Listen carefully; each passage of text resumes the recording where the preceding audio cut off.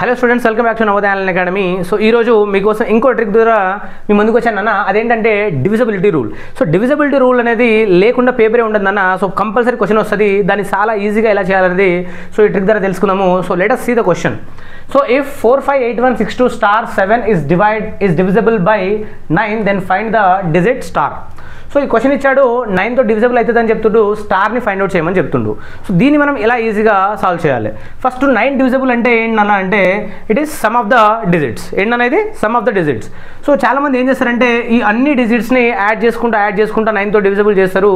And అలా చేసినప్పుడు చాలా టైం వేస్ట్ అవుతుంది. కాబట్టి మనం చాలా ఈజీగా ఎలా చేయాలో ఈ వీడియోలో తెలుసుకుందాము. యాస్టీస్గా రాసుకుందాం అన్న. So 458162 star 7. సో ఇప్పుడు మనం ట్రిక్ ఏంటి అంటే, సో ఏ 2 డిజిట్స్ మనం యాడ్ చేసిన 9 వస్తే ఆ డిజిట్స్ మనము తీసేయాలన్న. సో 45 క్యాన్సల్, 81 9 క్యాన్సల్, అండ్ 62 9 అవుతుందా? కావట్లేదు. అప్పుడు మనం ఏం చేస్తాం?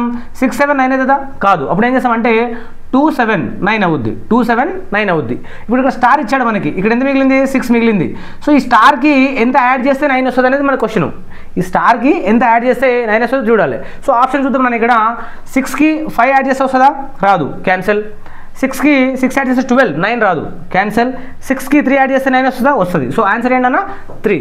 సో ఇలా మీరు కూడా వేరే ప్రాబ్లమ్స్కి ట్రై చేయండి. And thank you so much for watching our videos. And please do subscribe to Navodaya online academy.